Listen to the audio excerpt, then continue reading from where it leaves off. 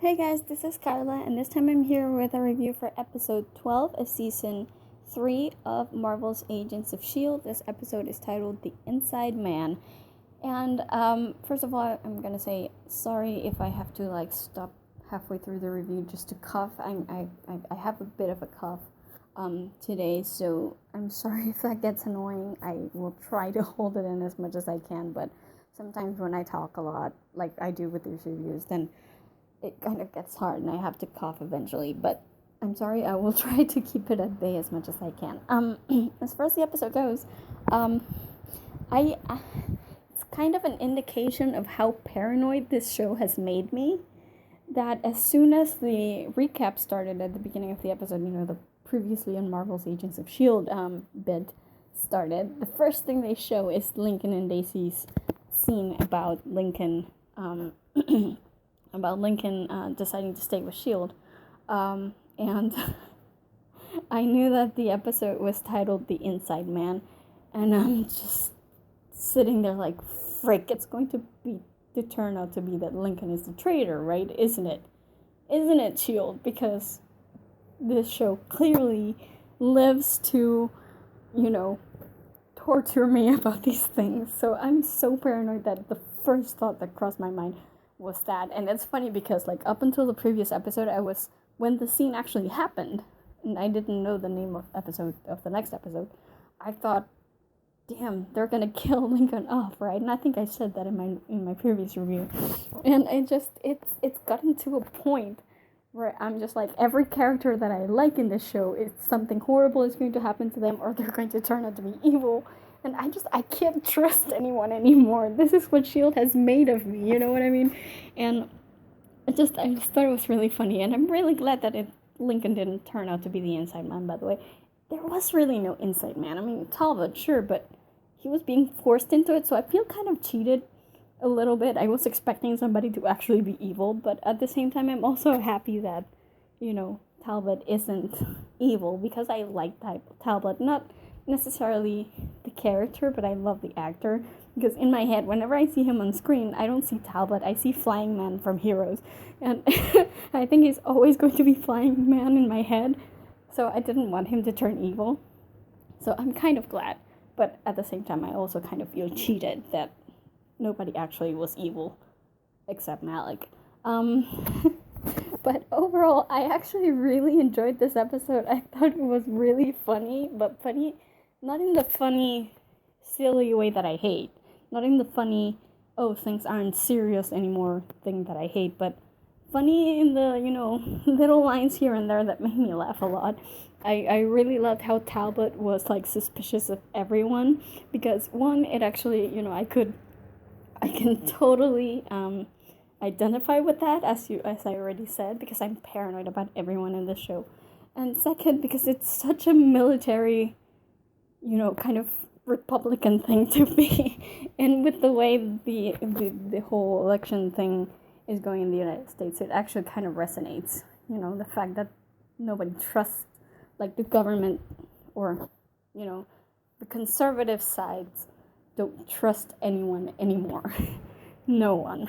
You know what I mean? So I actually kind of, it made me laugh, because it's something I recognize in a lot of people in the US, and it kind of makes sense to me in my head. But again, I just found it really funny. I laughed a lot, every time he would be like, oh, it's the Russian guy, or oh, it's the Japanese guy. I thought it was really funny, and Coulson congratulations, you've reduced the suspects list to everyone. It was really funny. I also kind of enjoyed I love Hunter. He's grown on me so much, mostly because he's funny.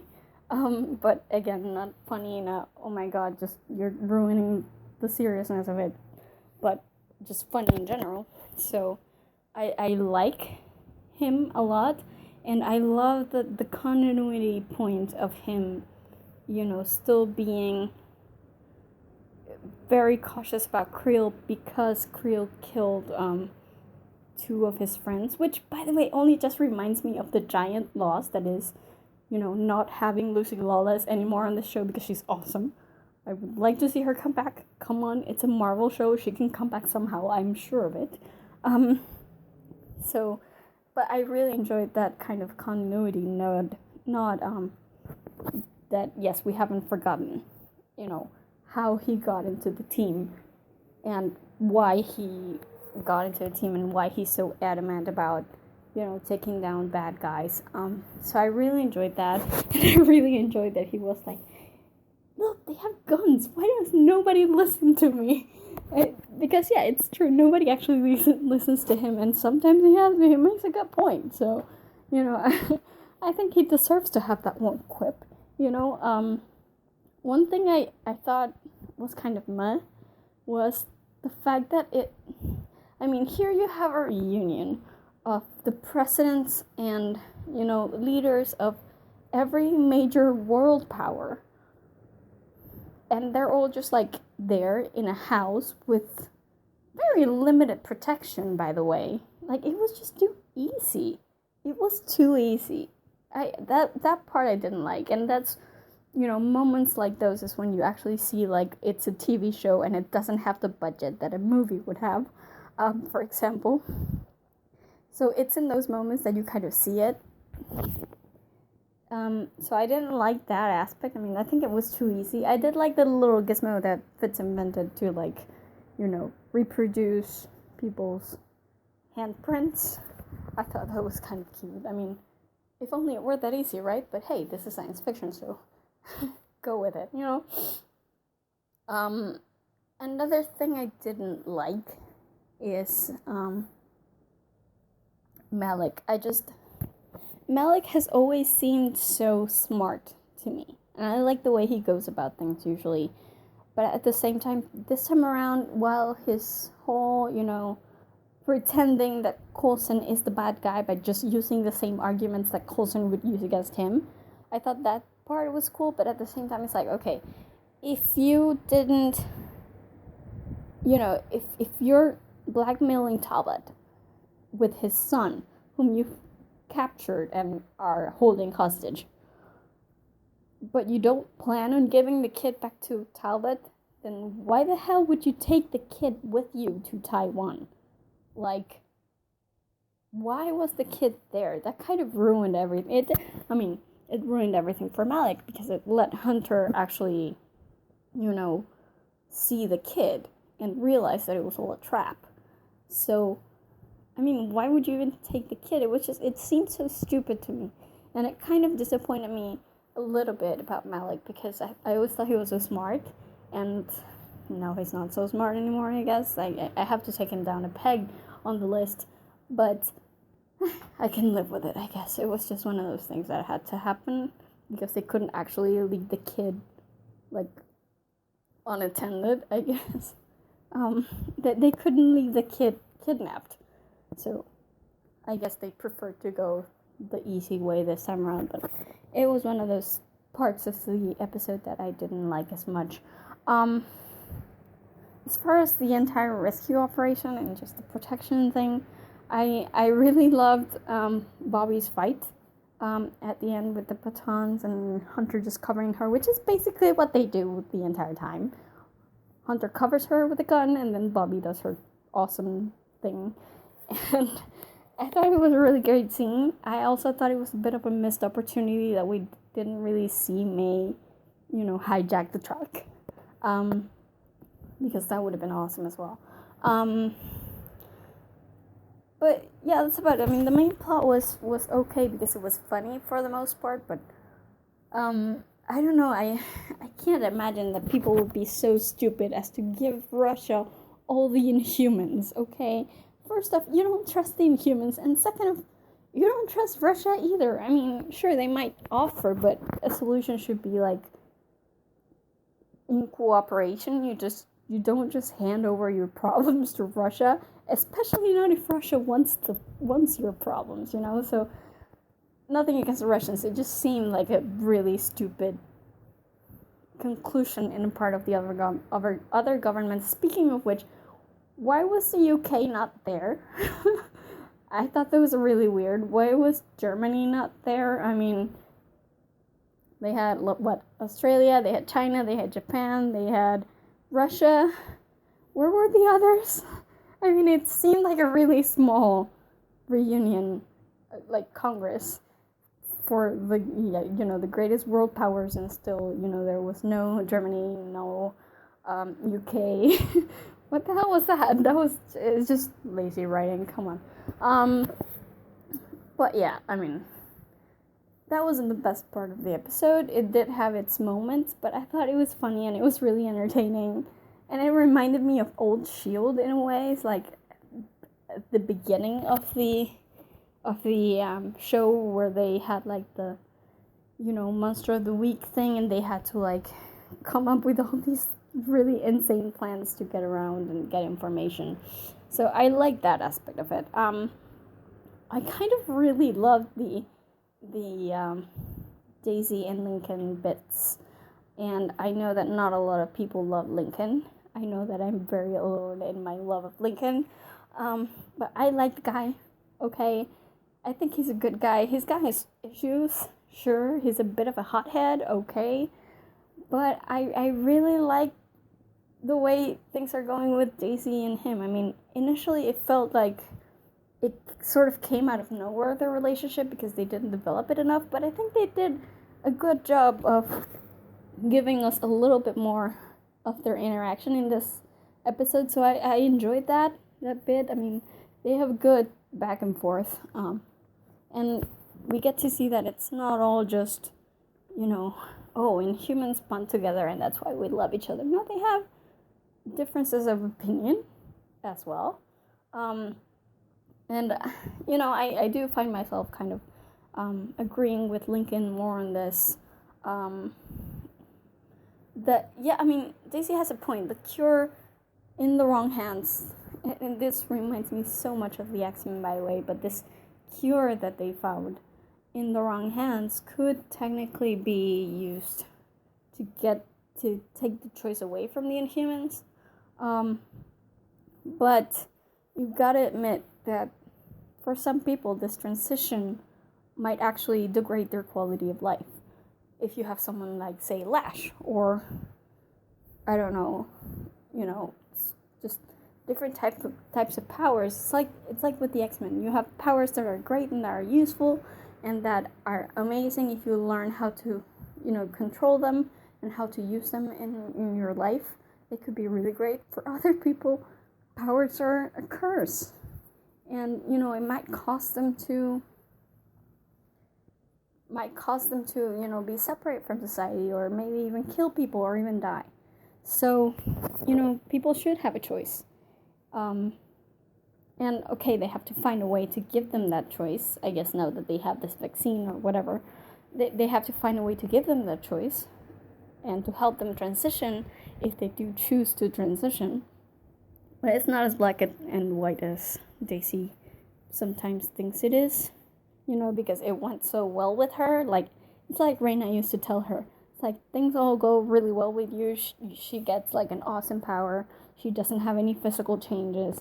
So, it went well for her. It doesn't mean that it will go well for everybody or that everybody will want to transition. So I'm definitely with Lincoln in this aspect. And I like this idea that even though he seems so cool-headed and so calm and so in tune with his powers back in the little Inhuman colony that they had with Yajing, again, I can totally see, and a lot of people are going to say, no, they totally changed his character, blah, blah, blah. It makes sense to me that out in the real world, it's just not as easy. You have a lot of pressures, you have a lot of things to juggle, and it's not just as easy as, I'm going to sit here and meditate and everything will be fine. So he's going through this thing where his powers are just, like, whenever he gets emotional, he starts sparking. That's going to take some time to control, but I like the idea that they're trying to make him a S.H.I.E.L.D. agent. I like that he got to go with May to, like, an actual mission. And Daisy's like, well, I've been there, so he's probably miserable. I thought that was really funny. And I also really enjoyed, I think one of my favorite lines in the entire episode was, You know how May at the beginning is like, okay, it's not this whole being a S.H.I.E.L.D. agent thing, it's not just rushing in and using your power, so you have to be careful about it. And then later on, when Creel attacks them, May is like, okay, forget what I said, just rush in and use your powers. I thought that was really hilarious. I like what they're doing with Lincoln, and I might be the only person in the world who thinks this way, but I actually quite like what they're doing with Lincoln. We didn't get as much of Fitz and Gemma here, so not sure. I mean, apart from the vaccine thing, we didn't get enough of them, so I hope to see some progress on that in the next episode, I guess. I do wonder about Hunter and Bubby, though, because I know that they have the spin-off, Marvel's Most Wanted, and I'm not entirely sure. A friend of mine was telling me that they might spin off the Most Wanted because they, like, the two of them are the most wanted. And I always kind of read the title as the two of them going after Marvel's Most Wanted, but I'm not entirely sure which one it's going to be. But I do wonder if this is kind of the point where they split up, you know? Like maybe for the rest of the season, Bobby and Hunter are going to be doing their own thing and kind of following Malik, and trying to take down whatever Hydra personnel they can find, and then when season 4 rolls around, they'll just be in their own spin-off. That's what I'm wondering about. But it might not be that way. It might just be that they go after Malik, they come across Hive, and they realize that their worst enemy is still alive. Kinda, sorta, maybe. And now he's extremely powerful and likes to bathe in people's blood, apparently. Which, by the way, I just have to add that Brett Dalton, you know, he's played so many different things in this show. Like, first he was just regular Ward, and then he was evil Ward, and then he was, like, evilly in love Ward, and revenge Ward. I mean, he's played so many things, and now he's Hive. And I have to say that he's really creepy in this role. So I might actually like Hive better than all the wards before. Like, Hive Ward better than all the wards before. I think he's really creepy, especially with the makeup. I guess now he won't have the makeup anymore because he's eating people in order to regain his strength. Isn't there a fairy tale that's kind of goes like that? I mean, it sounds kind of like Tangled, except that Tangled, you know, the witch didn't actually eat Rapunzel. She actually just sung with her hair. But I'm pretty sure that there's bound to be at least one fairy tale where the evil witch tries to, like, get back her youth by taking someone else's youth. So, I don't know, it's all really creepy to me. That last scene was very reminiscent of Terminator 2, by the way. And I think he's really creepy, man. I think he's really freaking creepy, and I think Malik doesn't know what he's in for. You know, he's way in over his head, and he's probably going to end up dead this season. So I'm really looking forward to seeing where they go with Hive, because clearly he's the big bad of the season, but I don't know where he's going after Malik. You know, he's obviously not going to be under Hydra's thumb his entire life, so he's bound to break out of there at some point, just to wreak havoc. I wonder if he will come across Lash. That would be kind of, whoa, you know? That would be kind of like the worst possible thing that could ever happen to S.H.I.E.L.D. if Hive and Lash kind of joined together, or if Hive kind of took over Lash. That would blow my mind. Okay, it's like, how do you come back from that? How do you fight against that? But I guess we'll see what happens.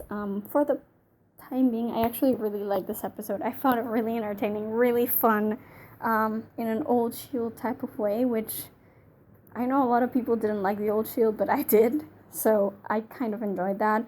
Lots of great lines.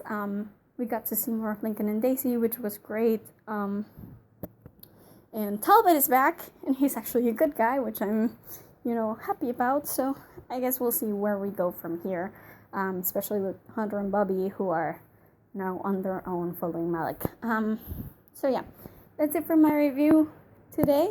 as usual, be sure to visit our website at thegeekypub.com. We have reviews not just for the previous episodes of Agents of S.H.I.E.L.D, but also for other TV shows, books, movies, games. We have a ton of stuff in there, so be sure to visit and check it out. And also, please do subscribe to our YouTube channel, because that's usually where our reviews go up first. Most of the time before they hit the website, they're up on YouTube, so if you don't want to miss anything we upload, you want to subscribe to our YouTube channel. And that's it for me today. I will see you guys in my next review. Bye.